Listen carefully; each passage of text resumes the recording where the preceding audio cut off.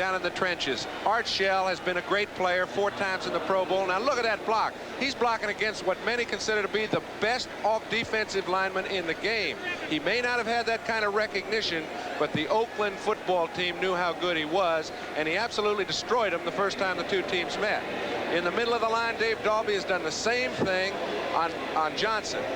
He's gotten some help from Marvin. The 2 guards have played exceptionally helping out, but there just has not been a pass rush.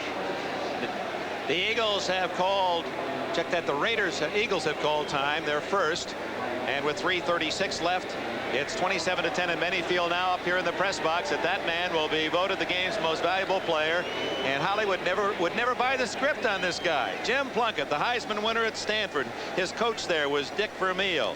He plays with the New England Patriots as a #1 draft choice, takes a beating there, is injured, separated shoulder, can't throw as effectively. Many give him up for lost. He goes to the 49ers, ineffective. Picked up by the Raiders. In the last 2 years prior to this one, threw only 15 passes. And only because of an injury to Dan Pastorini does he get his chance this year.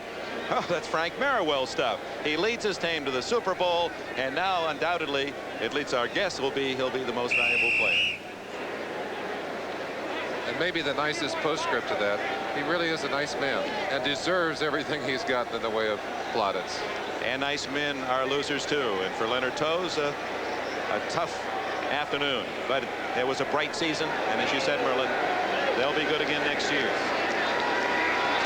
Jaworski, it's deflected, incomplete. Might have been Cedric Hardman, veteran defensive end. The one thing I like about the Philadelphia Eagles, they've built the base for a strong football team. Dick Vermeil has a staff that reminds me very much of a college coaching staff, a big staff, a teaching staff. And they have built the strength of this team with, as you said, rejects. They do not have the high draft picks, have not had them until this last season. They'll have a full draft this year. And with the influx of good, strong young athletes, continued good coaching, and continued experience, these Eagles are going to have to be reckoned with in the NFC. Yeah, the Raiders too. They're the only team with 2 first-round draft picks next spring. Montgomery, short gain, and Otis McKinney's tackle keeps him in bounds, and the clock is running. 3:22, 3:21 left. The Eagles will not huddle. 3rd and 5.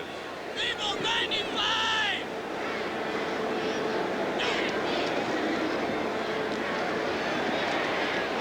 Complete to Carmichael, and a flag down as Jaworski was roughed up. And now Jaworski taking on a couple of Raider linemen and is now helped by his own offensive line. Personal foul against the Raiders, certainly an unnecessary penalty. I've got to believe that Ben Reif is saying, look, if you want me to call a penalty and protect you, at least give me the courtesy of letting me do it. Penalty flag already down. Jaworski wanted to handle it himself. But I'm sure that's emotion. The Eagles are an emotional team, and I think it's hurt them. They played a highly emotional season.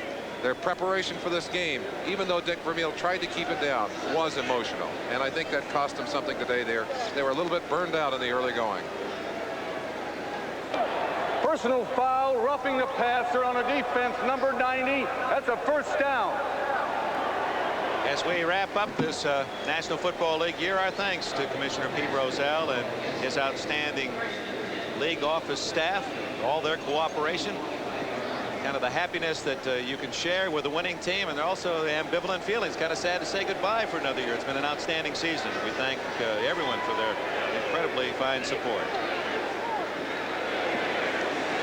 Jaworski, intercepted. Ron Martin, can you believe it? 3 interceptions today, and the Raiders have it back. And if Plunkett's the offensive star, the defensive star is Ron Martin.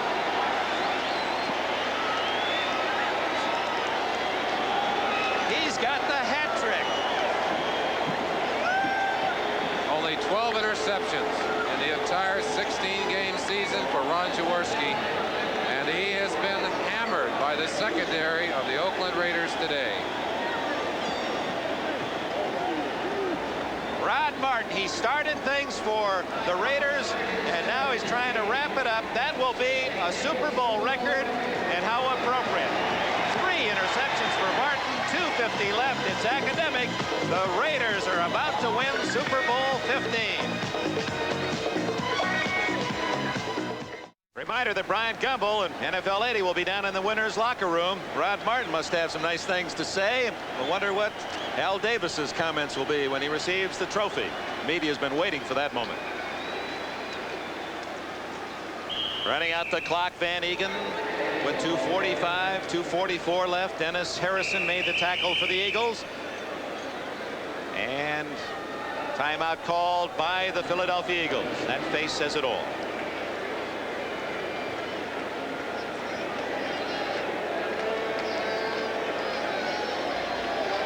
The record is most attempts, not the 3 interceptions. You'll remember Rod Martin's name. Jim Plunkett on the other hand. The Raiders not showing much emotion, but that's really to be expected. This is an incredible group. Being around their practice, and people say, how can you fit in with them? They're bandits. They're the bad guys. They're really not. They're a group of very nice people. They love to court the image of bandits. They wear the black, they wear that Raider badge proudly, but they handle things from within. They take care of each other. They have fine leadership, veteran leadership on their team. Tom Flores certainly has not received the kind of credit he deserves for his role in what these Raiders have done this year. But that man right there has had quite a bit to do with it too. Al Davis. And you have to be happy with that man, what's happening inside him, Tom Flores. What a story. You talk about Cinderella stories. Chicano worked 6-7 years old in the fields, became a fine athlete, on to Pacific, then a fine pro career, and now maybe the most important moment in his life. We'll find that out as well from Brian in the postgame show. Dennis Harrison again meets Mark Van Egan, and again the Eagles call timeout their last of the game.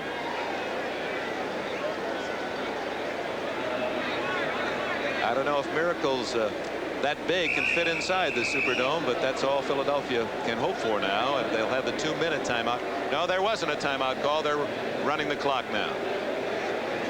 We're televising this game all over the world, and there's from the Republic of Mexico. Welcome, gentlemen, to New Orleans. Of course, there's so many telecasts going around the world, including this one. Van Egan has what appears to be a first down, and if so, that should just about wrap it up. 2-minute warning is given. 2 minutes left. Super Bowl 15. Kind to the Raiders, and has a bad taste for the Eagles. 2 minutes to left. It won't be remembered as one of the great Super Bowls, but it will be one we'll look back on as the long shot on the board, winning it all, and the first team to ever win 4 games in the Super Bowl in the playoffs. The Raiders start to enjoy. 2 minutes to go. Some of the Raiders have already gone to the locker room. On first down, Derek Jensen stays in bounds, and the clock will run unless the Eagles spend their final timeout. We showed you the contingent from Mexico televising the game back to their country. The other foreign broadcasters here,